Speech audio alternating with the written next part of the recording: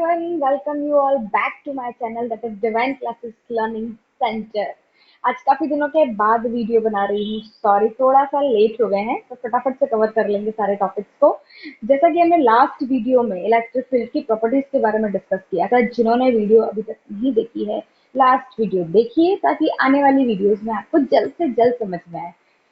तो last topic में हमने पढ़ा था कि इलेक्ट्रिक फील्ड लाइंस की प्रॉपर्टीज क्या क्या होती है। उसके बाद मैंने एंड ऑफ द वीडियो में आप लोग को इन्फॉर्म भी किया था कि हम जो नेक्स्ट टॉपिक है वो इलेक्ट्रिक फ्लक्स का करेंगे। लेकिन उसके पहले एक छोटा सा टॉपिक है, काफी छोटा सा टॉपिक है, इलेक्ट्रिक डायपोल मूवमेंट, है ना। डायपोल मूवमेंट आपको समझ लेना है, फिर आगे इलेक्ट्रिक लग जाए, मैग्नेटिक लग जाए तो इलेक्ट्रिक डायपोल मूवमेंट हो जाता है, मैग्नेटिक डायपोल मूवमेंट हो जाता है। तो वो जो आने वाला आपका मैग्नेटिक फील्ड वाला आपका चैप्टर आएगा, उसमें आप मैग्नेटिक डायपोल मोमेंट भी हम स्टडी करेंगे, है ना। अभी हमको स्टडी करना है इलेक्ट्रिक डायपोल। ये टॉपिक काफी छोटा है, कंसेप्ट भी काफी छोटा है, इंटरेस्टिंग टॉपिक है, लेकिन एग्जाम में बड़े बड़े नंबर्स में आता है। न्यूमेरिकल्स भी इससे बेस्ड आते हैं, देखेंगे, वो भी हम प्रैक्टिस कर लेंगे। तो काफी ध्यान से हमें समझना है। नहीं समझ में आएगा तो थोड़ा सा बैक जाके वापस से देख लेंगे, कुछ नहीं जाएगा, 5 मिनट जाएंगे, पर टॉपिक काफी अच्छे से आ जाएगा। तो डायपोल मूवमेंट होता क्या है?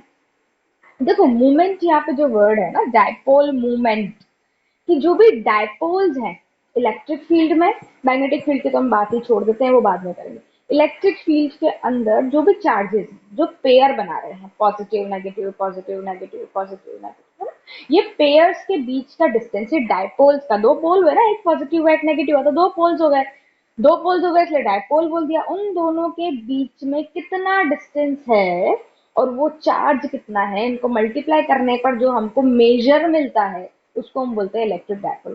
तो सिस्टम की पोलैरिटी को मेजर करता है ना। चार्जेस पेयर में है, छोटे से स्मॉल डिस्टेंस कंसिडर करते हैं कि हमने रखा हुआ है, स्मॉल डिस्टेंस के नियर बाय वो दोनों है, तो कितना डायपोल मोमेंट होता है, मेजर कितना होता है। तो सिंपल सी डेफिनेशन है, दिमाग में बैठा लेनी है आपको, कि system of equal and opposite charges placed by small distance, दोनों के बीच का डिस्टेंस काफी स्मॉल माना जाता है। लेट्स से ये हमारा प्लस क्यू और ये हमारा माइनस क्यू है, तो इन दोनों के बीच का डिस्टेंस, ठीक है, स्मॉल माना जाता है। कोई तो एक सेंटर होगा इन दोनों के बीच का, उसको ओ मान लो। तो अगर यहां से यहां तक का डिस्टेंस ए है, तो यहां से यहां तक का डिस्टेंस भी ए ही होगा। टोटल कितना हो जाएगा? 2a, ठीक है, क्योंकि डायपोल बोला है तो सेंटर से दोनों का डिस्टेंस जो है वो इक्वल होना चाहिए, है ना। तो यहाँ से यहाँ तक का डिस्टेंस और यहाँ से यहाँ तक का डिस्टेंस सेम लिया है। तो it is all about the dipole moment. तो हमें पढ़ना क्या है? हमें पढ़ना है, क्योंकि हम सारे टॉपिक्स में क्या पढ़ रहे हैं, किसी एक पॉइंट को कंसीडर कर लिया जाता है, उस पर कितनी इलेक्ट्रिक फील्ड है ये मेजर करना है। तो इलेक्ट्रिक डायपोल के कारण भी कितनी एक पॉइंट पर इलेक्ट्रिक फील्ड जनरेट हो रही है या उसकी इंटेंसिटी कितनी है, वो हमको फाइंड आउट करना है।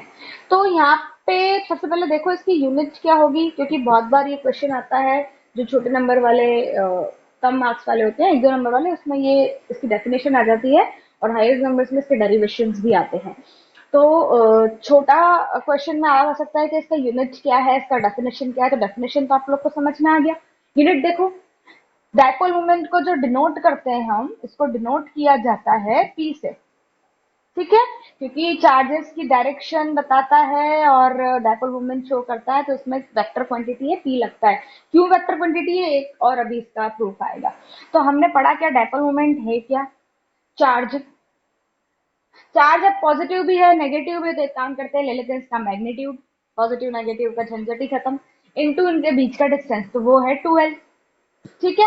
अब यहाँ से मैं अगर इसको हटाऊं तो 2l क्यू वेक्टर क्वांटिटी है, डायरेक्शन लगाना जरूरी है, तो डायरेक्शन कहाँ पे, मान लो आई, एक्स डायरेक्शन है तो आई क्या है ना, तो ये एक वेक्टर क्वांटिटी है, ये आपको पता होना चाहिए।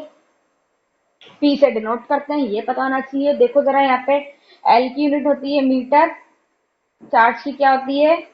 कूलम, तो कूलम मीटर भी हो सकती है। और चार्ज का फॉर्मूला क्या होता है? आई इंटू टी, तो इसका ampere second metre, ampere second metre, ये भी हो सकती है, ये इसकी एसआई यूनिट है।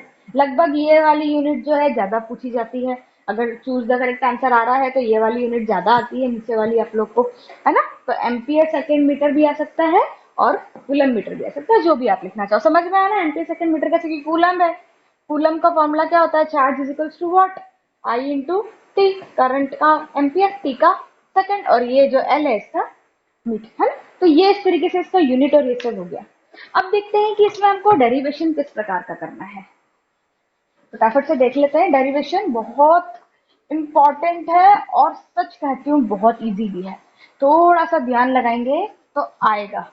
अगर पहले के वीडियोस नहीं देखे हैं तो वो देखना जरूरी है, नहीं तो थोड़ा सा हो सकता है कम भी समझ में आए भाई, है ना। तो हमें ये देखना है। सबसे पहले बताओ इलेक्ट्रिक फील्ड का फॉर्मूला क्या था, 1/4πε0 Q/r² का, है ना, यही था। चलो देखते हैं, इसको अप्लाई करते हैं हम लोग हमारी एक्सियल पोजीशन में। तो यहाँ पे इलेक्ट्रिक डायपोल मूवमेंट में आपको बेसिकली दो आपको कंडीशन पढ़नी है, एक पढ़नी है एक्सियल और दूसरी पढ़नी है आपको इक्विटोरियल। दोनों का मतलब भी बताएंगे, डायग्राम भी बताएंगे, डेरिवेशन भी बताएंगे, देखिए। सबसे पहली कंडीशन हम ले लेते हैं एक्सियल, है ना। इसको जनरली पूछा से जाता है कि electric field due to electric dipole on the point at its axial line. Axial condition पे, एक्सियल मतलब एक्सिस पे, जिस एक्सिस पे डायपोल बना हुआ है उसी एक्सिस पे अगर किसी पॉइंट पे आपको इलेक्ट्रिक फील्ड निकालनी है तो आप कैसे निकालेंगे। तो पहले डायग्राम समझिए। मान लीजिए हमारा ये प्लस क्यू चार्ज है, ये हमारा माइनस क्यू चार्ज है, ये बीच में आपका सेंटर हो गया, इतना डिस्टेंस ए, इतना डिस्टेंस ए, और सेंटर से ही कुछ दूरी पर यहाँ पे पड़ा है पॉइंट पी, जहाँ पे आपको electric field intensity find out करनी है। तो यहाँ से यहाँ तक की डिस्टेंस लेट से मैं आर मान लेती हूँ, सेंटर से लेके पॉइंट की डिस्टेंस, है ना। तो प्लस क्यू इस डायरेक्शन में, पता है हमें प्लस क्यू से लाइन निकलती है तो इस डायरेक्शन में वे इलेक्ट्रिक फील्ड लगाएंगी, और माइनस क्यू पे आती है तो ये वो इस डायरेक्शन में इलेक्ट्रिक फील्ड लगाएंगे। दोनों की डायरेक्शन हो गई। हमें क्या निकालना है, नेट इलेक्ट्रिक फील्ड निकालना है। पहले देखिए जरा, प्लस क्यू के कारण कितनी इलेक्ट्रिक फील्ड होगी, 1/4πε0। ये रहा प्लस क्यू आपका, है ना। प्लस क्यू के कारण देखिए, ये हमें यहां से यहां तक की डिस्टेंस निकालनी है। तो आर में से अगर मैं ए को माइनस कर दूं, आर में से ए को माइनस कर दूं तो ये डिस्टेंस मिल जाएगा मुझे। तो फॉर्मूला क्या होगा, Q upon r minus a का होल स्क्वायर। देन दूसरा होता है आपका माइनस क्यू, तो माइनस क्यू में क्या होगा, 1/4πε0 क्यू अपॉन, अभी कहां से देखना है, माइनस क्यू से लेके यहाँ तक का डिस्टेंस। तो आर में अगर मैं ए को प्लस कर दूं तो क्या हो जाएगा, माइनस क्यू से पी पॉइंट तक का डिफरेंस निकल जाएगा, तो ये हो गया आर प्लस ए का होल स्क्वायर। होप आपको इसमें कोई कंफ्यूजन नहीं है ना। अब देखो जरा, प्लस क्यू नियर बाय है तो स्ट्रॉन्गर इलेक्ट्रिक फील्ड अप्लाई करेगा, माइनस क्यू दूर है टी से ज्यादा कंपैरेटिवली प्लस क्यू के, तो वीकर इलेक्ट्रिक फील्ड अप्लाई करेगा। तो आपको अगर नेट इलेक्ट्रिक फील्ड निकालनी है तो आप क्या करोगे, नेट इलेक्ट्रिक फील्ड निकालने के लिए ई प्लस क्यू में से माइनस कर दोगे ई माइनस क्यू, तो आपको जो भी नेट इलेक्ट्रिक फील्ड है वो फाइंड आउट हो जाएगी। तो प्लस क्यू का फॉर्मूला क्या निकला था, 1/4πε0 q upon r minus a का होल स्क्वायर। और वहीं पर आपका माइनस क्यू का फॉर्मूला क्या निकला, 1/4πε0 q upon r plus a square. Hope समझ में आया आप सभी को।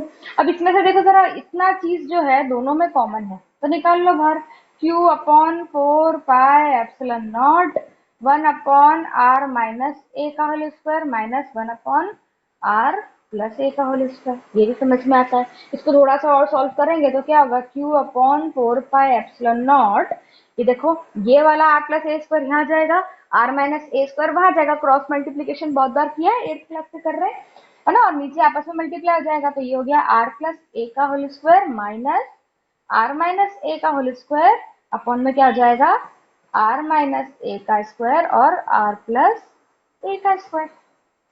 इजी, अपनी अपनी कॉपीज में सॉल्व करते जाइए, है ना। अब यहाँ पे जरा देखिए क्या हो जाएगा, q अपॉन 4πε0, जरा इनके हम लोग स्क्वायर का फॉर्मूला हमें पता है, a प्लस बी का होल स्क्वायर क्या होता है, a square plus b square plus 2ab। यहाँ पे a और b क्या है, a और r है, माइनस का sign, a square plus b square minus 2ab, ये भी हमें पता है। अपॉन में क्या हो जाएगा, जरा देखो, r माइनस ए के ऊपर भी स्क्वायर है आर प्लस ए के ऊपर स्क्वायर है, इन दोनों के ऊपर मैं स्क्वायर लगा देती हूँ, common square.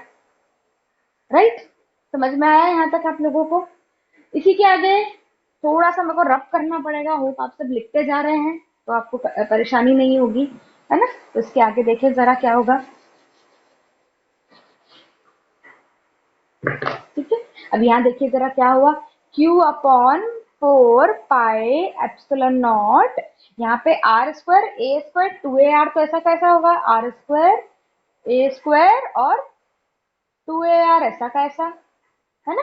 Minus r square minus plus minus a square minus minus plus 2ar, ये भी समझ में आता है भाई। अब देखो ए माइनस बी ए प्लस बी क्या फॉर्मूला होता है? A square minus B square, यही फॉर्मूला होता है, पढ़ा है हम सब ने। होल का स्क्वायर चल रहा है वो ऐसा कैसा ही लगा रहेगा। आर स्क्वायर से r square cancel, a square से ए स्क्वायर कैंसिल, 2ar और 2ar कितना हो गया? q इंटू 4ar हो गया, अपॉन क्या हो गया? R square minus a square का होल स्क्वायर। अब हमने आपको पहले ही बताया कि वो डाइपोल जो क्रिएट किया है, ओरिजिन से दोनों का डिस्टेंस ए और ए है, लेकिन ए से आर काफी बड़ा है, मतलब as comparatively r a is very very small, it is completely negligible. हम उसको नेग्लेक्ट कर सकते हैं, कंसिडर ही नहीं करेंगे हम उसको, है ना? तो एज ए जो है वो बहुत बहुत छोटा है आर से, तो हम यहाँ से ए वाली टर्म को हम रिमूव भी कर सकते हैं। तो ये कंडीशन कैसी बनेगी देखो जरा, ये हो गया आपका, इसको आप लिख सकते हैं Q इंटू, आप इसको 2 इंटू 2 भी लिख सकते हैं, into a into r, upon क्या हुआ? आर की पावर 4। हम ए की टर्म को क्या करते हैं? नेग्लेक्ट कर देते हैं यहाँ से। ठीक है, अब देखिए जरा यहाँ से, तो ए और क्यू, एक आर से एक आर कैंसिल हो गया, तो नीचे आर क्यूब बचा। यहाँ पे क्या हुआ? 2 इंटू 2 ए क्यू, और ये 2a क्यू क्या है? अभी समझाया, it's dipole moment. 2a into Q, तो इसकी जगह मैं क्या लिख सकती हूँ? इसकी जगह मैं p भी लिख सकती हूँ, तो ये हो जाएगा 2p अपॉन आर का क्यूब, है ना? और साथ में हमारा 1/4 पाई एप्सिलॉन नॉट तो चल ही रहा था। ठीक है, समझ में आया यहाँ तक आपको? तो ये 1/4 पाई एप्सिलॉन यहाँ पर भी था, है ना? हर जगह था, यहाँ पे लगाया नहीं है, इसका मतलब ये नहीं कि ये गायब हो गया। 1/4 पाई एप्सिलॉन की जगह आप के भी लगा सकते हो, या ये भी लगा सकते हो। तो ये जो बेसिक फॉर्मूला आपको मिला, ये मिला एक्सियल कंडीशन का, राइट? अभी इसके बाद हमें एक कंडीशन और स्टडी करनी है, जिसको हम बोलते हैं इक्वेटोरियल कंडीशन। इक्वेटोरियल का मतलब क्या होता है कि दोनों पॉइंट से सेम डिस्टेंस पे और वर्टिकली कोई एक पॉइंट पड़ा हुआ है, वहां पे आपको डिस्टेंस निकालना है और ये मेजर करना है। फटाफट आप इसको नोट डाउन कर लीजिए, तो हम वो भी पॉइंट फटाक से कर लेंगे। जल्दी से नोट डाउन करिए।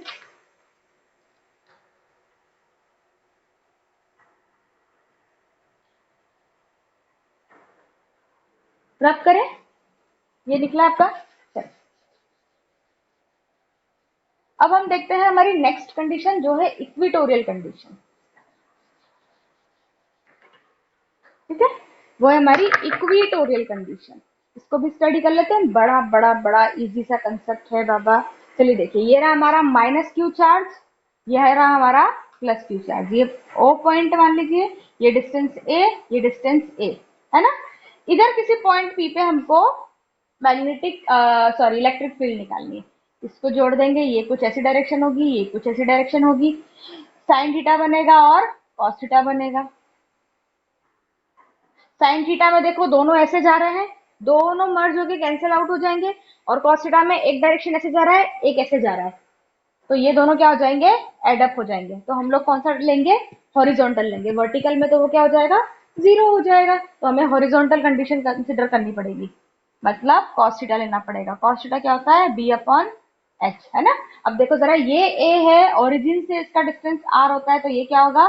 ए square plus r square, a square plus r square होगा। देखो जरा, ये ट्राइंगल है कुछ ऐसा, ये ए है, ये आर है, ये बेस, ये परपेंडिकुलर, हाइपोटेनियस का square is equals to base का स्क्वायर प्लस परपेंडिकुलर का स्क्वायर।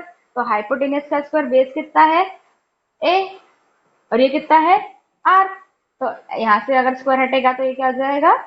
रूट लग जाएगा, तो ए स्क्वायर प्लस आर स्क्वायर, है ना। इतना समझ में आया आपको। लेना क्या है, हॉरिजॉन्टल लेना है आपको, है ना। यहाँ पे जरा देखो, बेस कितना है आप लोगों का ए, और एच कितना है a square plus r square. Cos theta की वैल्यू निकाल दी अभी यहीं पर ही, जो हमें पुट करनी पड़ेगी। अभी यहाँ पे थीटा कौन सा है, ये थीटा है ना, जो चार्ज से उस पॉइंट पे लग रहा है ना। इतना भी समझ में आता है। अभी देखें जरा, माइनस क्यू के वजह से कितनी इलेक्ट्रिक फील्ड लग रही है, 1/4 pi epsilon naught q upon r square, मतलब दोनों के बीच का डिस्टेंस कितना है, a square r square. E plus q, वो भी सेम ही है भाई, 1/4 pi epsilon naught a square plus r square. दोनों ही पॉइंट सेम है। नेट इलेक्ट्रिक फील्ड निकालने के लिए हमने क्या बोला, दोनों को ऐड करना पड़ेगा। ये ध्यान रखना, एक्सियल में माइनस करना पड़ा था, क्योंकि जो प्लस क्यू था वो ज्यादा स्ट्रॉन्ग इलेक्ट्रिक फील्ड जनरेट कर रहा था, माइनस क्यू वीक, क्योंकि दोनों का डिस्टेंस पी पॉइंट से अलग अलग था। एक का आर प्लस एक था, एक का आर माइनस एक था। यहाँ पे दोनों का डिस्टेंस सेम है, और नेट इलेक्ट्रिक फील्ड के लिए हमको दोनों को क्या करना पड़ेगा, ऐड करना पड़ेगा। डायग्राम रब कर रही हूँ, देखिए यहाँ पे दोनों को ऐड करने के लिए क्या करना पड़ेगा, तो ई नेट निकालने के लिए क्या करना पड़ेगा, ई प्लस क्यू में ई माइनस क्यू हमें प्लस करना पड़ेगा, इनटू यहाँ पे एक छोटा सा काम करना है कि कॉस थीटा का मल्टीप्लाई करना है, क्योंकि हम लोग हॉरिजॉन्टल केस ले रहे हैं, है ना। वेक्टर पॉइंट में ये सब चीजों का ध्यान रखना पड़ता है आप लोगों को, ठीक है। देखिए जरा इसमें क्या होगा अभी फटाफट से। ये आ गया ई प्लस क्यू कितना निकला, 1/4 pi epsilon naught q upon root of a square plus r square. ये क्या निकला, 1/4 pi epsilon naught q upon root of a square plus r square. दोनों में किसका मल्टीप्लाई करना है, a upon a square plus r square. अभी बताया हमने कॉस थीटा इस तरीके से रखना पड़ता है हमको, है ना। सिंपल सी बात है, दोनों में क्या लग जाएगा आप जरा बताएं। यहाँ पे क्या क्या चीजें कॉमन निकलती है, देखें जरा, है ना। इसका स्क्वायर होता है नीचे, आर का स्क्वायर, तो इसका भी क्या होगा, स्क्वायर ही होगा। चलो ठीक है, स्क्वायर से रूट कैंसिल भी हो जाएगा, वाला नहीं। तो क्या हो गया, 1/4 पाई एप्सिलॉन नॉट, तो दोनों में कॉमन है, क्यू भी कॉमन है। यहाँ पे क्या हो गया, 1/ए स्क्वायर प्लस आर स्क्वायर प्लस 1/ए स्क्वायर प्लस आर स्क्वायर। तो इसको मैं क्या लिख सकती हूँ, 2/ए स्क्वायर प्लस आर स्क्वायर। सभी कॉमन ही है इसमें तो। इनटू में क्या है, a upon root of a square plus r square. देखो 2a q upon 4 pi epsilon naught, इसकी पावर कुछ नहीं है, 1 है, इसकी पावर 1/2 है, तो कितनी हो गई, ए स्क्वायर प्लस आर स्क्वायर की पावर कितनी हो गई, 3/2। कंसिडर करो ए बहुत बहुत बहुत छोटा है आर से, तो कितना हो जाएगा, 2a क्यू, क्या करेंगे, 4 पाई एप्सिलॉन नॉट, ए को नेग्लिजिबल मान लेंगे हम लोग, तो कितना हो जाएगा जरा, आर की पावर स्क्वायर तो था ही, इंटू में 3/2 आ गया, 2 से 2 कैंसिल हो गया, तो 2a क्यू क्या है, डायपोल मोमेंट होता है, अपॉन में 4 pi epsilon naught into r का क्यूब, 1/4 पाई एप्सिलॉन नॉट का के भी बोल सकते हो, अपॉन में आर का क्यूब। समझ में क्या आता है इससे आपको, इससे आपको ये समझ में आता है कि जो हम लोग इलेक्ट्रिक फील्ड एक्सियल कंडीशन से निकालते हैं वो आती है 2kp/r का क्यूब, और जो हम इक्वेटोरियल से निकालते हैं कंडीशन वो होती है kp/r का क्यूब, है ना। तो ये kp/r का क्यूब क्या है, इक्वेटोरियल कंडीशन है ना। तो एक्सियल जो है वो डबल है इक्वेटोरियल का, ये समझ में आता है। एक्सियल जो है वो क्या है, डबल है इक्वेटोरियल का, और ये भी कई बार क्वेश्चन आपसे पूछा जाता है ना। चलिए आज के लिए आई थिंक इतना काफी है। ये टॉपिक अगर थोड़ा भी कंफ्यूजन है ना, थोड़ा सा बैक जाइए और उसको वापस देखिए, बड़ा इंटरेस्टिंग टॉपिक है। डेरिवेशंस तो अब आपको आदत हो गई होगी करने की, और डेरिवेशन का प्रैक्टिस जितना ज्यादा करेंगे बोर्ड एग्जाम्स में उतना काम आएगा। Thank you so much.